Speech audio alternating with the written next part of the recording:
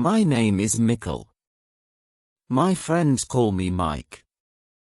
I'm 17 years old and I live near Beckton.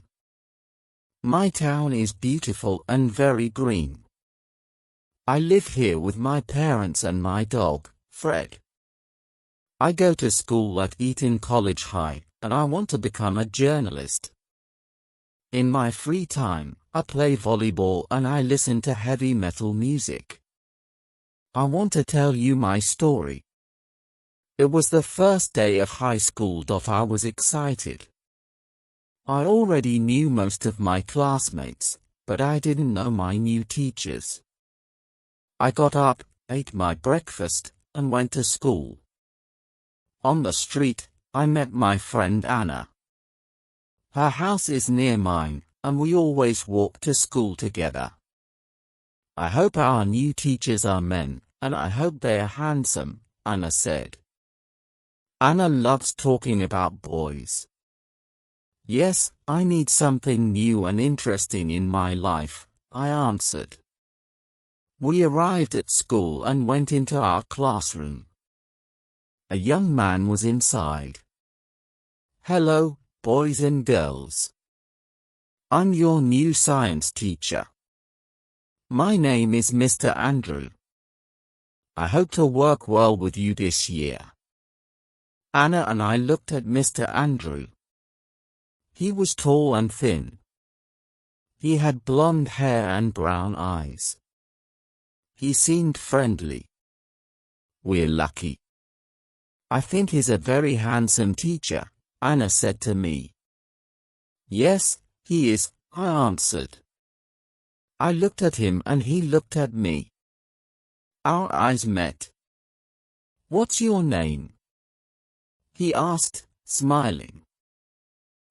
Jennifer, I answered. I was a little nervous. He turned to Anna. And who are you? I'm Anna. Anna gave him a big, enthusiastic smile. At that moment, the noise of an airplane attracted our attention. Everyone in the class looked out of the window, but the sun was in front of us. It bothered our eyes. So we turned away from the window, except Mr. Andrew. He was at the window and was looking directly at the sun. The sun didn't irritate his eyes. Gee, I thought, how can he look at it like that? The airplane then passed, and the lesson continued.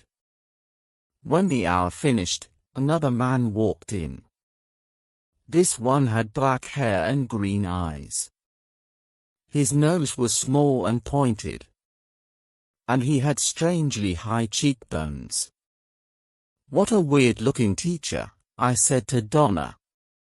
Wow, you're right, she exclaimed. The teacher didn't smile and spoke coldly to the class. I'm your English teacher.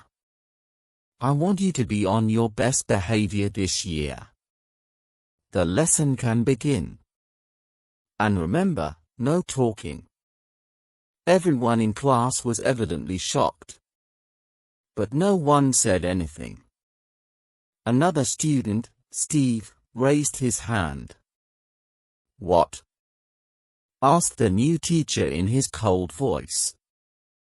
Excuse me, but what's your name? Mr. Stone, he answered. I then noticed that his voice wasn't just cold, it was metallic and monotonous. Dana looked at me with disappointment. She raised her eyebrows. What's his problem? She mouthed. Tea? His lesson proceeded. Mr. Stone read a poem from our English literature book. His voice was weird, very weird. It had no emotion, it was almost robotic. Someone touched me. It was Donna. Isn't he horrible? She whispered. I nodded.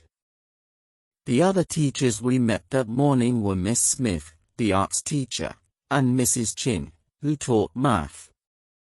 Both seemed nice. Miss Smith, in particular, was a very cheerful person. Chapter 2, Clues. I always eat lunch at school. That day, I ate with Dana and Paul Miller, another friend from my class. Paul was a very intelligent boy. He was always the best in math. His parents were divorced and he lived with his father and his black cat, Apollo. He missed his mother. She lived with another man and didn't want to see Paul. His father was never at home. So Paul was very lonely. He didn't have many friends at school because he was too intellectual. He loved Apollo very much and spent a lot of time with him. What do you think about our new teachers? I asked my friends. I think Mr. Andrew is very sexy, said Dana. Did you see how he looked at the airplane? The sun didn't bother him, exclaimed Paul. You're right, I said. But did you hear Mr. Stone? He speaks like a robot. His voice is cold and metallic, heck, unfriendly too, added Dana. That's true, I said. Look, said Paul, look what he's eating. We looked at Mr. Stone. He sat away from the other teachers, and he didn't have a normal lunch. There was a glass in front of him. It was full of a dense green liquid. There were some black pills in his hand. He put 2 of them in the glass. The green liquid started to bubble, and it changed color. It started to become red.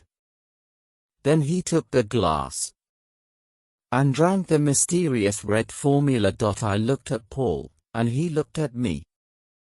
We were disgusted and frightened. Dana tried to be rational. Maybe it's a new diet. Maybe that's why he's so thin, she said. I didn't agree. There was something strange about Mr. Stone. That afternoon and the next day, we met our other new teachers. We also had English again. Mr. Stone came in and sat down. Paul Miller, tell me something about yourself. Paul was surprised. English teachers don't usually ask personal questions.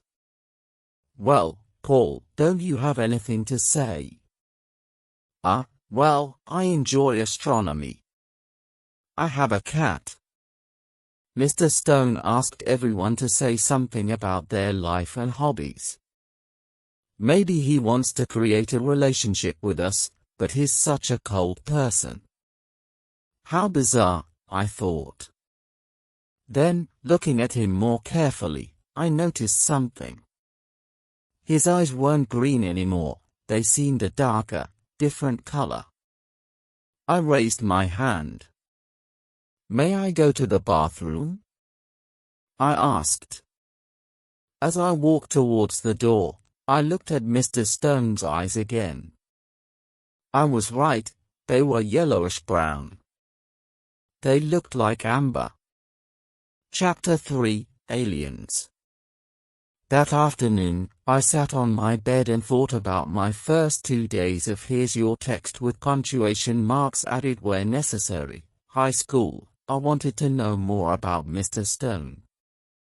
I decided to go and visit Paul. Paul was in front of his computer. He was very interested in astronomy, the occult, and life on other planets. Hi Paul, what are you doing? I asked. I'm on the internet. I'm in contact with the International Space Fan Club. Listen to this, something very important is happening. A comet is passing through the Virgo constellation. There are the right connections for intergalactic meetings. The Earth has been in a Virgo constellation since last week. But what are intergalactic meetings? I asked. they are voyages of aliens to our planet. These voyages can happen only in special moments. For example, when a constellation and a comet meet. Aliens can travel to our planet for different reasons. Sometimes they want to study us humans. Some people say that aliens may come to Earth to conquer the planet. I looked at Paul with a shocked expression. An idea started to form in my mind. "What's wrong, Mike?" Paul asked. "Maybe Mr. Stone is an alien," I explained. "Gee, aren't you too exaggerating? Come on, get real." "Well, his voice doesn't seem human, his eyes change color. And do you remember the green liquid and the black pills he had for lunch?" "What do you mean his eyes change color?" Paul asked. "Didn't you notice? Yesterday they were green. Today they are amber-colored," I answered. "Even if his eyes change color, I still don't believe he's an alien." But the comet explains everything. It entered the Virgo constellation last week. And Mr. Stone is a new teacher. I talked to Dana's brother Matt. He said that this is Mr. Stone's first year at Eton College High. No one knows where he comes from. I said. Maybe. Paul's eyes lit up.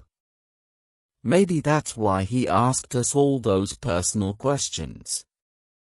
He wants to study us. Yes, you see, all clues indicate that he is an alien. So what can we do? I asked. We can spy on him. Maybe we can follow him to his house.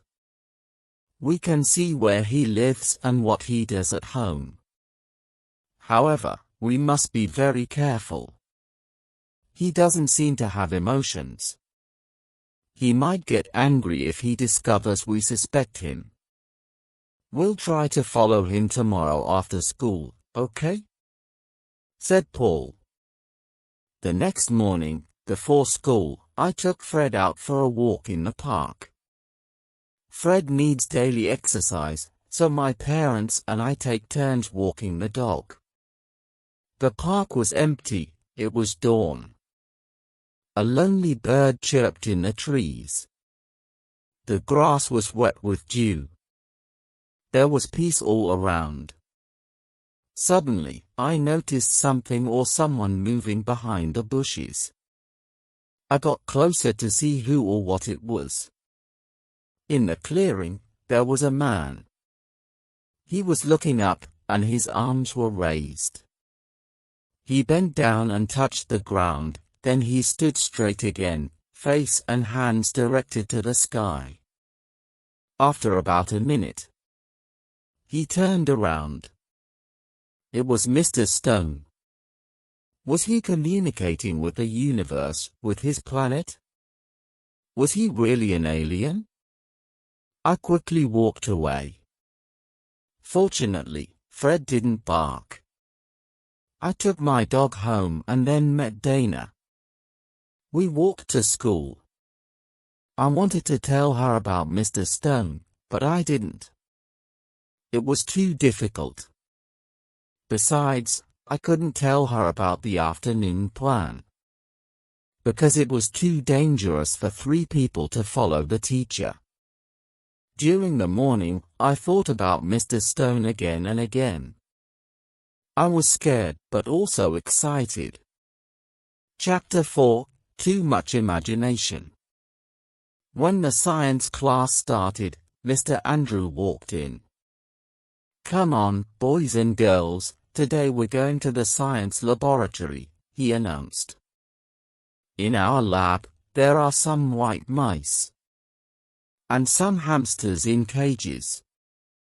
As Mr. Andrew passed by their cages, they started to squeal loudly. They were very agitated. Mr. Andrew laughed. "What's wrong?" he said, speaking to the animals. I won't eat you. Then he gave us some worms. You must cut them into little pieces. The pieces can live and move independently, he said. I looked at my worm. It was pale and slimy. I didn't want to cut it up. Jennifer, are you afraid of cutting up your worm? I looked up. Mr. Andrew was at my desk. He smiled down at me. Give me your knife. I thanked him and gave it to him. His arm touched mine. It tickled, an electric shock ran through me, and I jumped. What's wrong? Asked Mr. Andrew. He seemed frightened. And nothing, I answered, trying to smile. He helped me cut up my worm, then walked away. No one else in class had noticed anything. I didn't know what to think. Were all my teachers weird, or was I just too imaginative? I wrote a note to Paul and told him what had happened. Paul, I whispered. Paul turned and looked at me. I passed the note.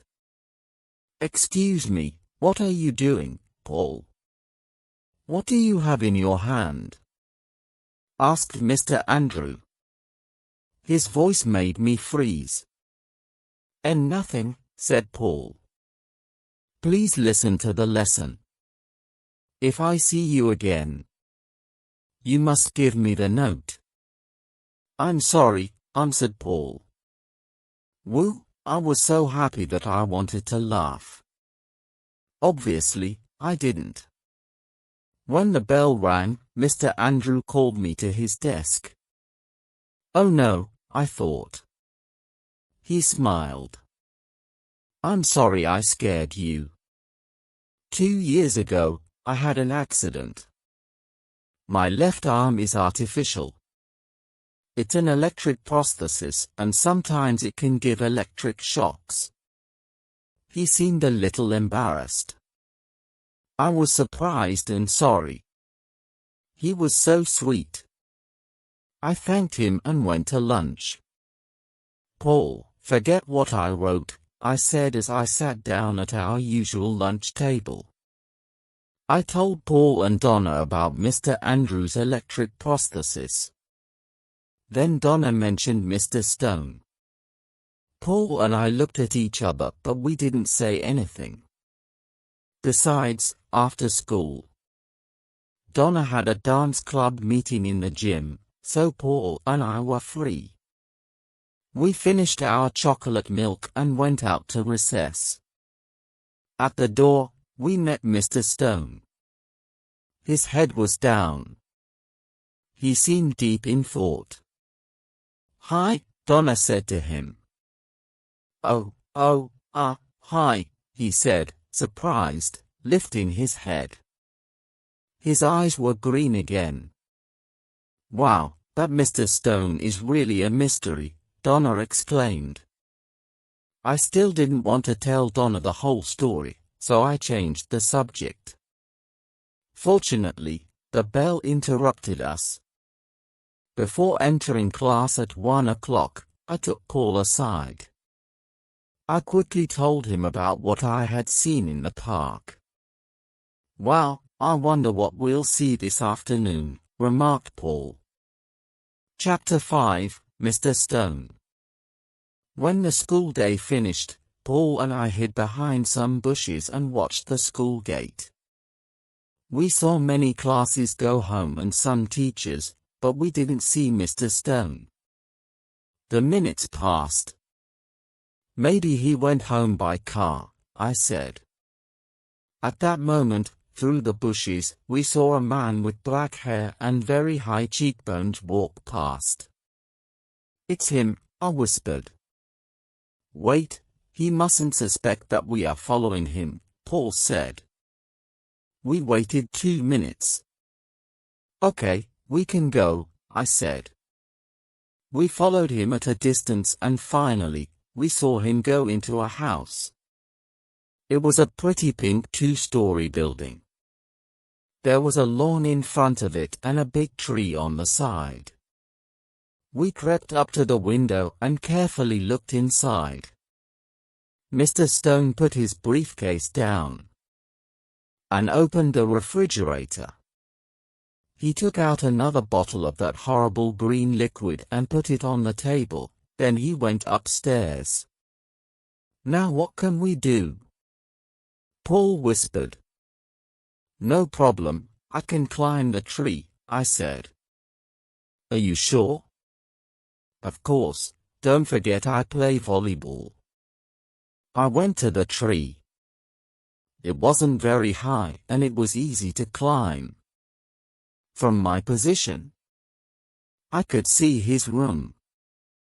Mr. Stone was there. "What's happening?" whispered Paul. "He's sitting in front of a mirror," I said softly. "His hands are on his head." "Oh no." "What?" asked Paul.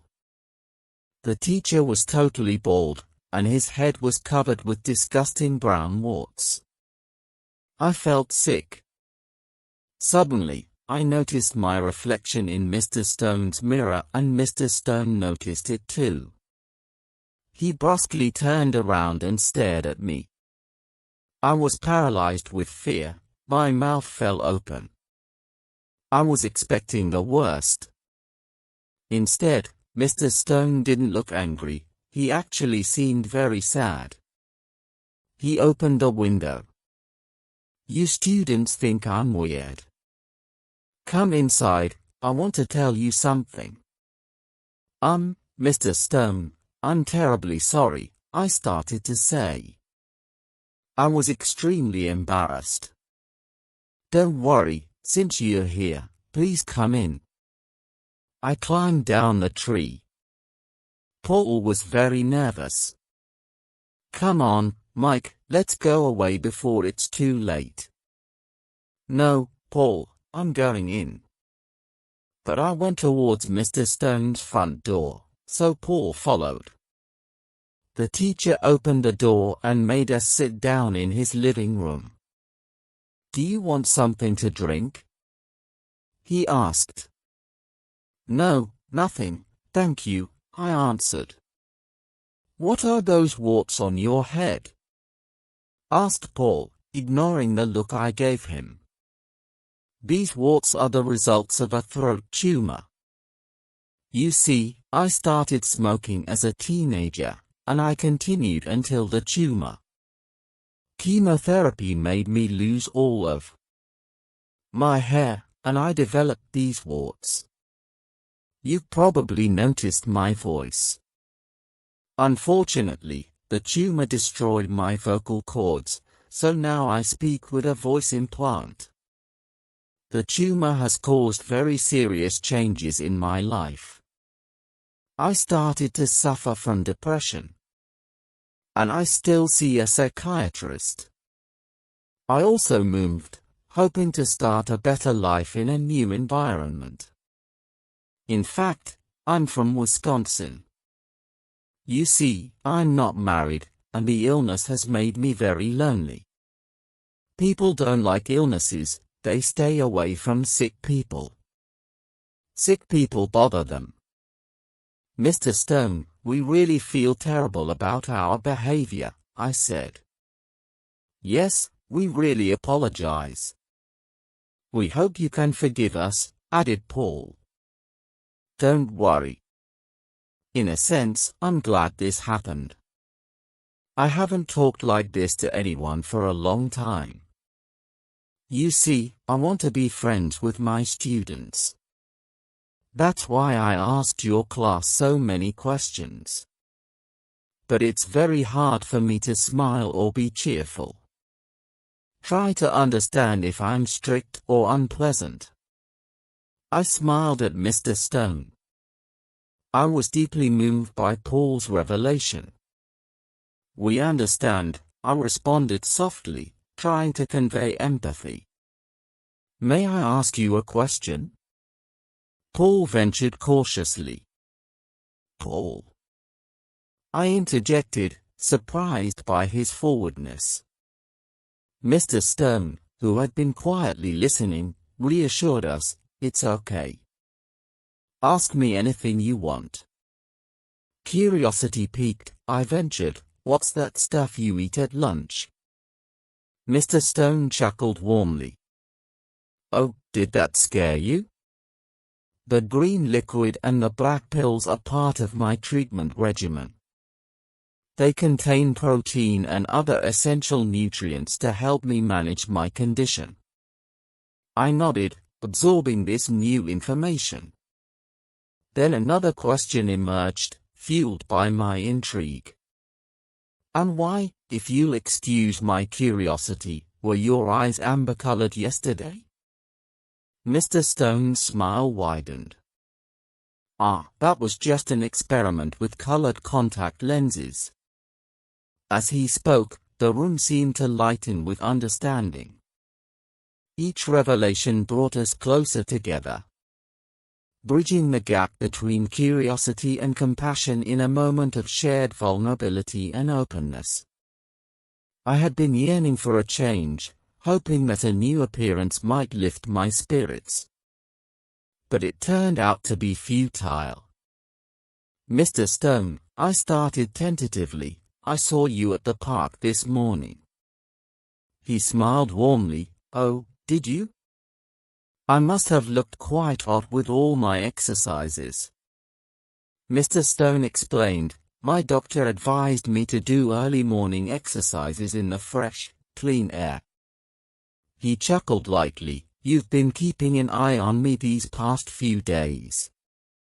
I see. Paul and I exchanged a sheepish glance, suddenly aware of our own thoughtlessness. We felt ashamed for not considering Mr. Stone's perspective. Well, Mr. Stone, I continued earnestly, we don't know how to express our gratitude for your hospitality and kindness. We truly don't deserve it. Our behavior, Mr. Stone interrupted gently. That's enough, that's enough. Don't worry about it. Thank you for your company. His words resonated deeply with me. In that moment, I realized the importance of empathy and sensitivity towards others. Mr. Stone's graciousness taught us a valuable lesson in humility and appreciation. It was a reminder that kindness and understanding can bridge gaps and foster meaningful connections, even in moments of awkwardness or misunderstanding. I'll see you tomorrow at school. And remember, if you ever want to come and visit me, you're always welcome, Mr. Stone said warmly as we prepared to leave his house. Thank you very much. We'll come again, Paul responded gratefully. With those parting words, Paul and I bid Mr. Stone farewell and began our walk home together. The afternoon sun cast long shadows as we reflected on the events of the day. Well, I think we've learned a valuable lesson, Paul said thoughtfully. We need to remember that many people in this world are going through difficult times. They may have challenges and struggles that we don't see. Sometimes, their actions may seem strange or unusual, but there are always reasons behind them. It's not about seeing aliens or something strange, it's about understanding that each person is like you and me, with their own story and their own needs. Maybe what they really need is a friend or a helping hand. I nodded in agreement, touched by Paul's insight. His words resonated deeply with me, echoing the thoughts that had been forming in my mind since our visit to Mr. Stone's house. We had initially let our curiosity and superficial judgments get the better of us. Mr. Stone had shown us kindness and patience, despite our initial misunderstanding and unease. As we walked further, I realized how important it was to approach others with empathy and understanding. Our brief encounter with Mr. Stone had taught us a powerful lesson in compassion and humility. It was a reminder that behind every person's actions, there is a human story waiting to be understood. The rest of our journey home was filled with quiet reflection. We were both grateful for the opportunity to learn from our mistakes and to grow in our understanding of others. We knew that moving forward, we would strive to be more compassionate and open-hearted, just as Mr. Stone had shown us. The incident with Mr. Stone had shaken us up, making us momentarily forget about the complexities of human feelings and personal struggles. As we walked home, my mind wandered to another encounter, this time with Mr. Andrew and his artificial arm. I realized I had reacted rashly with my unfounded suspicions then, just as I had with Mr. Stone. "Hey, Paul," I said suddenly, feeling a weight lift off my shoulders. "I want to celebrate. This whole adventure is finally over." I feel relieved too. "Let's go to the Rainbow and get some ice cream," Paul agreed with a smile. "Okay, Mike, good idea. Let's also call Dana," I suggested, feeling it was the right moment to fill her in on everything that had transpired. "Sure." Paul nodded, and we made a quick stop at Dana's house to invite her along. Anna greeted us warmly at the door, and we explained the whole story to her. She listened intently, nodding sympathetically at our account of the misunderstandings and realizations we had experienced. After hearing everything, she gladly agreed to join us for ice cream at the Rainbow. As we walked together towards the ice cream parlor, I felt a sense of closure and relief. Our little adventure had taught us valuable lessons about empathy, understanding, and the importance of not jumping to conclusions. It was a reminder to approach others with kindness and to always consider the human behind the actions.